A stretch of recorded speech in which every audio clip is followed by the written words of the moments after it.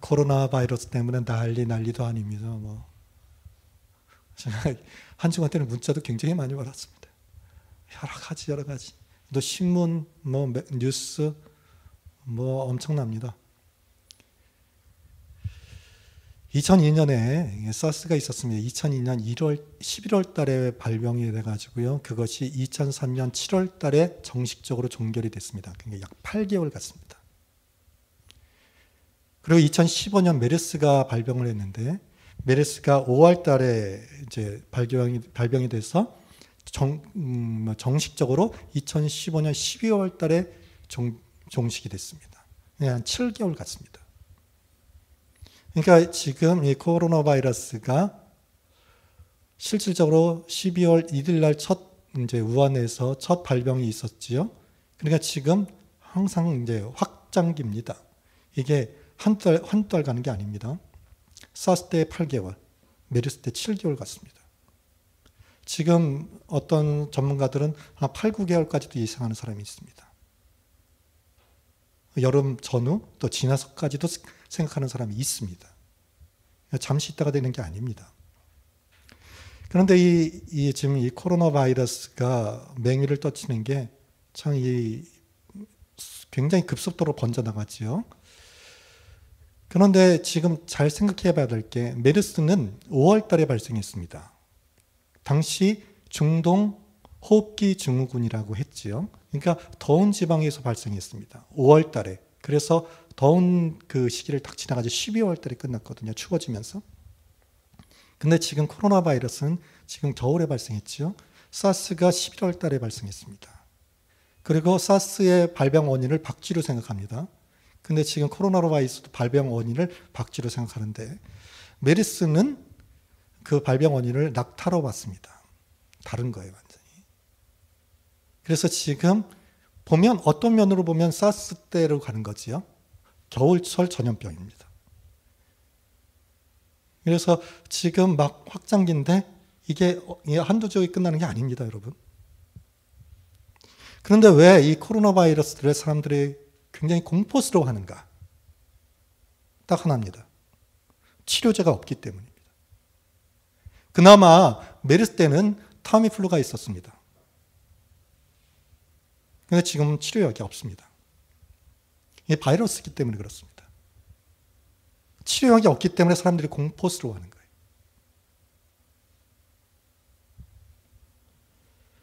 그래서 저와 여러분이 코로나 바이러스에 대한 대처 어떻게 해야 되는가?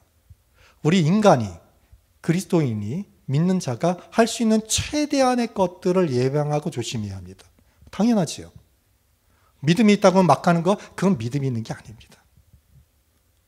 저와 여러분이 할 수 있는 최대한의 것들을 조심하고 예방하는 건 그건 기본입니다. 그러나 분명한 것이 있어야 되는 거예요. 분명한 것이.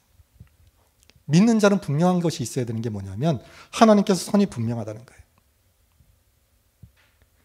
하나님께서 그 사람을 보호하시고 함께 하시면 보호된다는 거예요. 어떤 상황일지라도. 이게 분명히 있어야 되는 거예요.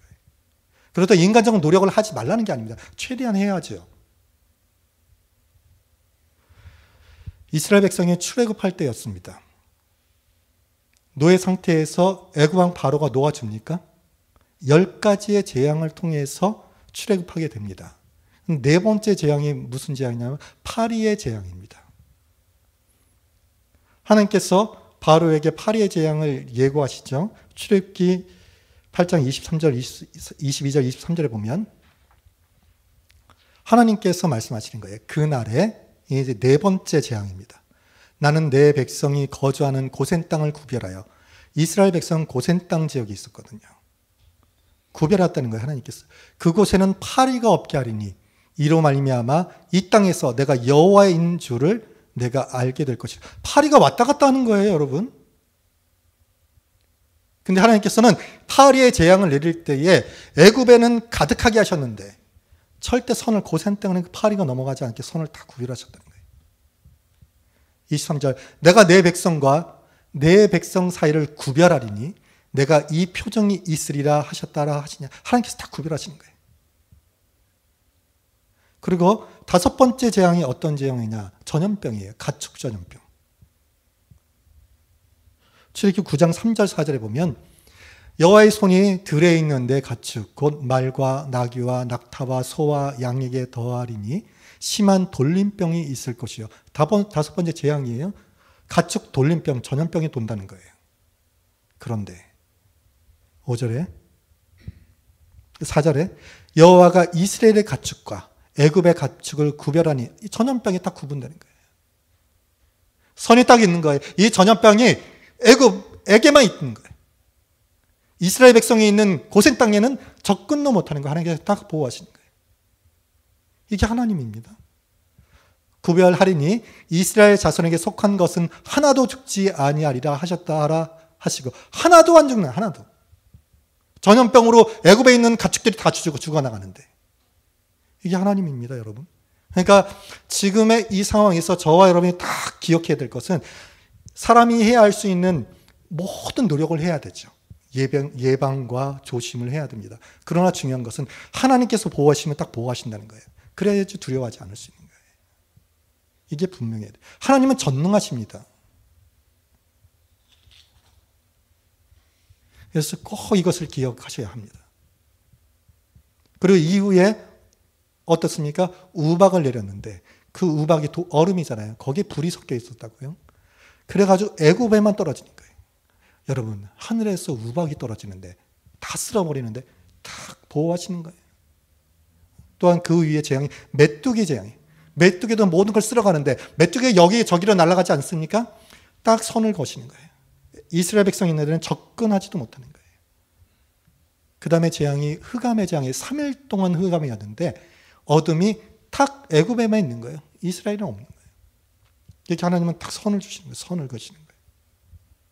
하나님을 경외하고 하나님의 뜻대로 사는 사람을 철저히 선을 거시는 거예요. 보호하시는 거예요.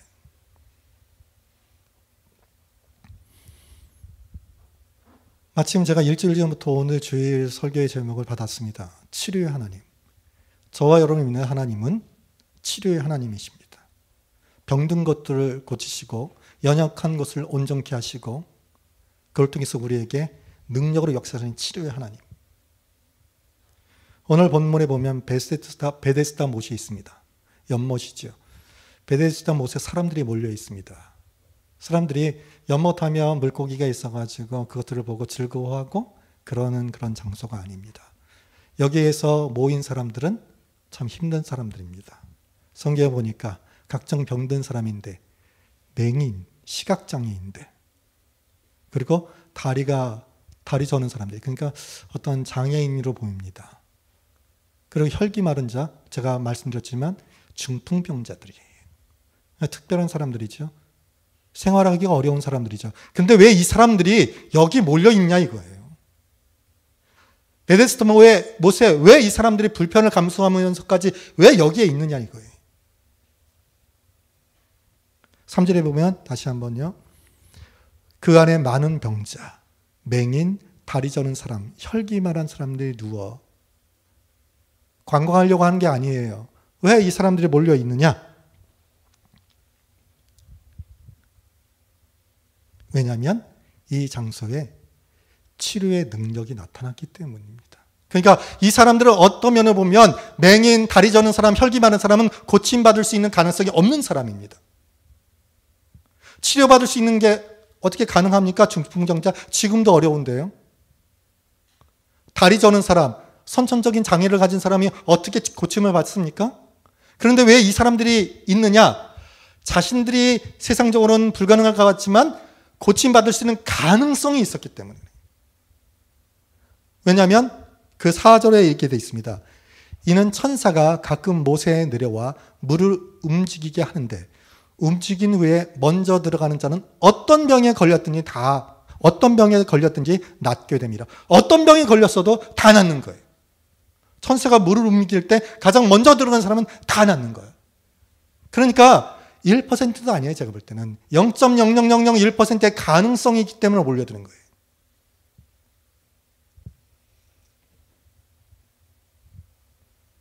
그러면 왜 이 사람들이 가능성이 굉장히 희박하지 않습니까? 그리고 솔직히 맹인이 있으면 물이 움직이는 게 보입니까? 맹인이 있는데 봐야지 움직여가 먼저 달려가잖아요. 근데 맹인은 볼 수도 없습니다. 다리 저는 사람이요? 지금 물이 움직이는 걸 봤어요. 뛰어가려면 여기저기서 우르르 달려갈 거잖아요. 다리 저는 사람이 지금 가장 먼저 들어갈 수 있는 확률이 있습니까? 중풍병자 한번 생각해 보십시오. 지금 누워 있어요. 혼자 걸어갈 수 있습니까? 그런데 그 사람도 있다는 거예요. 왜? 가능성이 0.00001%에도 가능성이 있기 때문에. 제가 생각할 때 맹인을 둔 사람 혼자 있을 수는 없습니다. 그냥 누가 있는 거예요, 옆에. 그래서 움직이면 들고 뛰는 거예요. 그죠? 다리 저는 사람도 마치 중풍병자도 혼자는 못 뛰잖아요. 아마 들 것이 있는 사람 최소한 2명 이상이 항시 대기하고 있겠죠. 물이 움직이면 뛰는 거잖아요.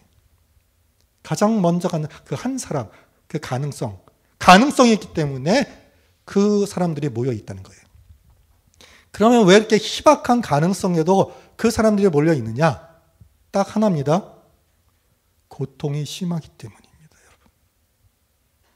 질병으로 인한 고통이 너무나 힘들기 때문에 희박한 0.00001%에서도 거기에 가는 거예요. 이 고통이 너무 힘들기 때문에. 여러분 건강하면 그런 게 잘 모릅니다. 그러나 정말 고통이 있잖아요. 그럼 0.0001%의 가망성에도 모든 것을 하는 거예요. 고통이 이렇게 힘든 겁니다, 여러분.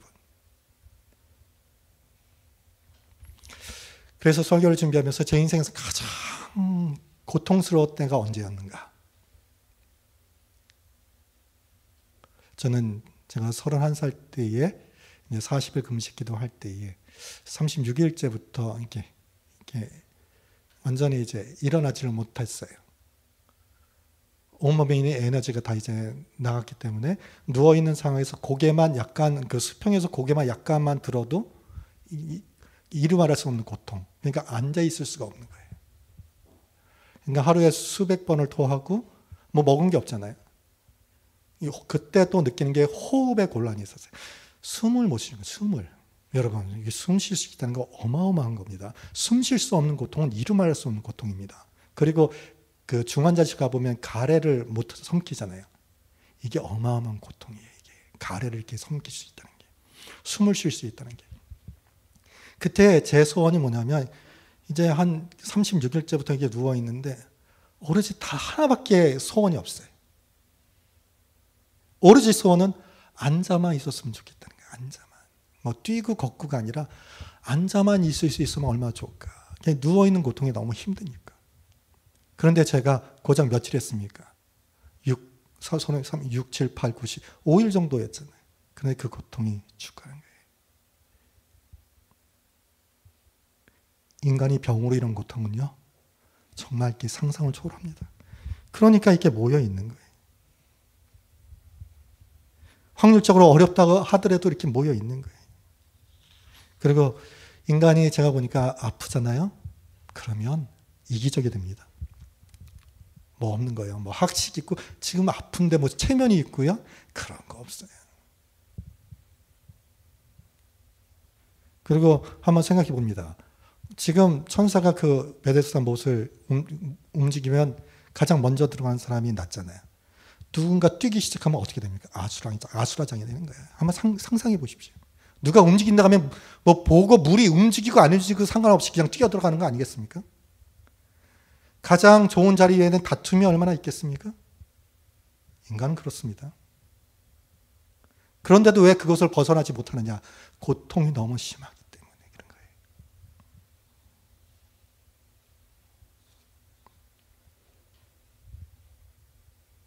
그런데 이 베데스다 못에 특별한 한 사람이 있습니다. 오늘 성경을 보니까 38년 된 병자가 있어요. 38년 된. 이 38년 동안에 그 병으로 고통받는 사람. 그 인생이 참 그렇죠. 너무나 고통스럽습니다. 그리고 이 사람의 지금 현재 나이가 언제인지는 모르지만 38년 동안이었으니까 젊을 때의 그 모든 것들을 병으로 고통당했을 거예요.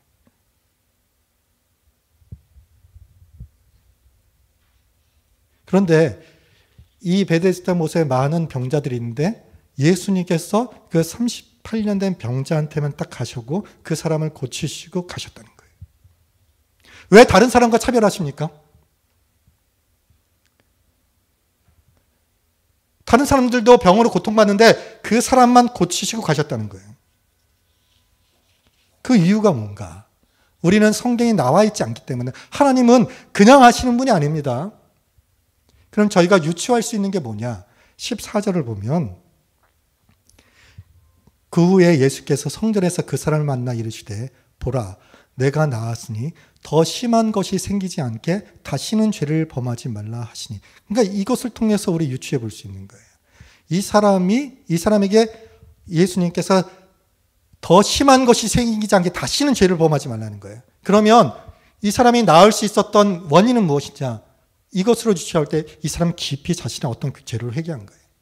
그리고 죄에 회개한 것 플러스 일반적으로 이런 겁니다. 하나님, 저를 이렇게 낫게 해주시면 제가 제 삶을 드리겠습니다. 어떤 하나님께 큰 믿음을 보인 거예요.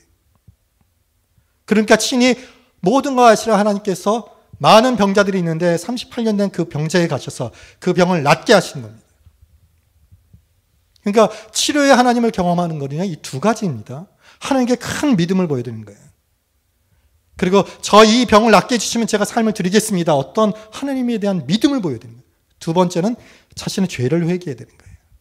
그래서 이 병이 어떤 원인인지는 잘 모르겠죠. 죄로 인할 수도 있고 유전적일 수도 있고 조상으로부터 올 수도 있고 또 여러 가지 하나님이 원하시는 섭리 가운데 그 모든 걸 하실 수도 있지만 분명히 죄를 회개할 때 큰 은혜가 있다는 거예요.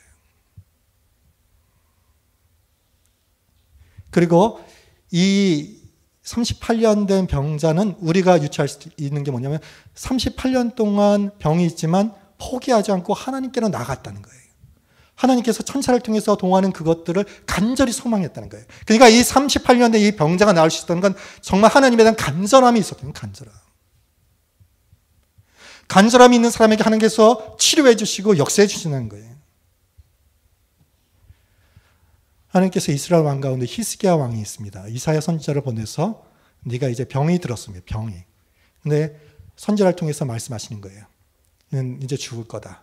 삶을 정리해라. 여기 히스기야 왕이 어떻게 했느냐. 하나님의 말씀을 들었잖아요. 선지자를 통해서. 낯을 벽을 향해서 간절히 기도하는 거예요. 하나님께서 그걸 보시고 선지자가 가다가 하나님의 음성을 듣습니다. 이사야 38장 5절에 보면 너는 가서, 그러니까 히스기야 선지자, 왕에게 말했던 선지자예요. 하나님의 음성이 다시 들리는 거예요. 너는 가서 히스기야에게 이르기를 내 조상 다윗의 하나님 여호와께서 이같이 말씀하시기를. 좀 전에는 죽을 거다 정리하라는 말씀을 주셨는데 히스기야가 벽을 향해서 간절히 기도하니까 하나님께서 말씀을 다시 주시는 거예요. 내가 내 기도를 들었고 간절한 기도는 얼마 몇 시간 되지도 않는 거예요. 내 눈물을 보란 눈물로 하나님께 기도하는 거예요. 간절히 구한 거예요. 내가 내 수 안에 15년을 더하고 하나님께서 그 간절함에서 병을 치료하시고 15년을 연장케 해주셨어요. 이게 성경에 나오는 치료의 하나님입니다. 그래서 저와 여러분은 여러 가지 살다 보면 어려움도 있고 병을 걸릴 수도 있고 그럴 때 저희들이 바라봐야 할 것은 치료의 하나님이시라는 거예요.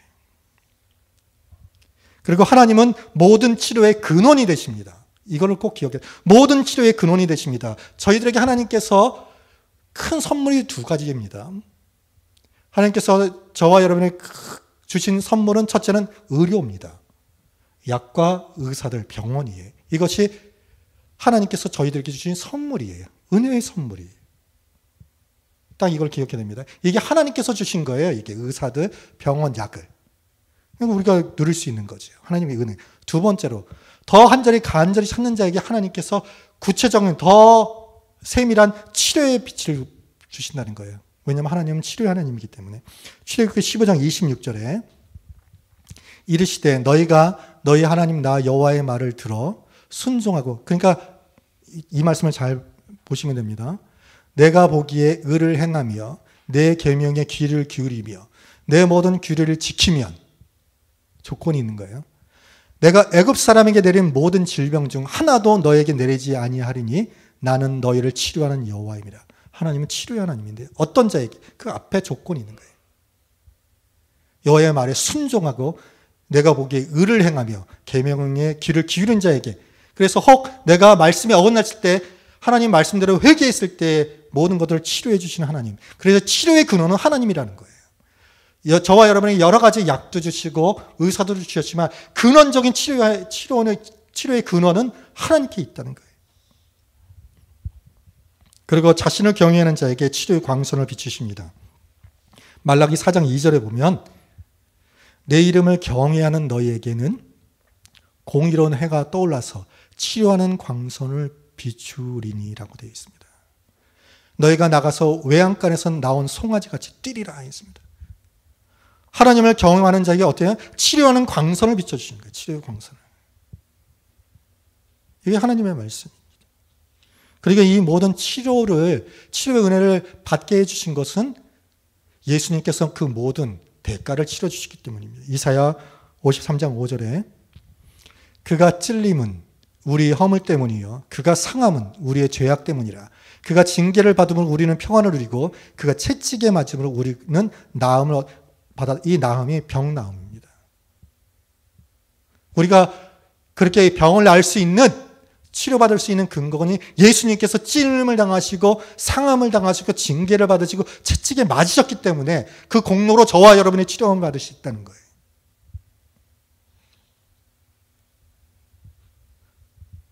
그래서 저와 여러분은 분명히 합니다. 우리 하나님은 치료의 하나님이시고 나의 모든 것들을 치료하신다. 그래서 저는 제가 이렇게 설교를 지면서 요거를 말씀드리고 설교를 마치려고 하는데 어떤 치료의 하나님을 경험했느냐. 제가 대학교 때에 축농증이 굉장히 심했어요. 축농증. 그러니까 늘 코가 나오는 거예요. 늘. 이게 이쪽까지 이렇게 가득 차니까 너무 이게 너무 힘든 거죠. 축농증이 계속 그냥 누런 코가 계속 나옵니다. 여기에 가득하니까. 사실 그 당시 때 축농증 수술해야 되고 수술한다고 해도 막 제대로 잘 낫지 못했을 때예요. 그때. 그런데 제가 예수님 믿은 후부터 어느 순간 이 축농증이 그냥 없어져 버렸어요. 왜 그렇습니까? 제가 하나님을 알아가고 하나님 치료의 하나님 안에 거하니까 저절로 나에게 있던 질병들이 치료의 하나님 안에 거하니까 물러가는 거예요. 저와 여러분이 치료의 하나님 안에 거할 때 우리를 고통스러워하는 질병은 자동적으로 물려가게 되어 있습니다. 언제 낫는지를 모르겠어요. 제가. 몇 년 동안을 고생했었는데 이 축농증 때문에. 그리고 제가 젊었을 때 디스크가 좀 있었습니다. 어느 순간이 되면 30분에 1시간 동안 움직이지 못하는 거예요. 누워서. 움직이지 못하는 거예요. 극심한 고통으로 막 고통이 있다가 그 다음부터는 움직이질 않는 거야. 그러면 그냥 조금씩 줄어드는 거예요. 그럼 어느 순간 없어져 버렸어요. 왜 그렇습니까? 저와 여러분이 치료의 하나님 안에 거할 때 우리를 고통 주고 우리를 병들게 하는 것들이 물러가는 거예요. 자동적으로 물러가는 거예요.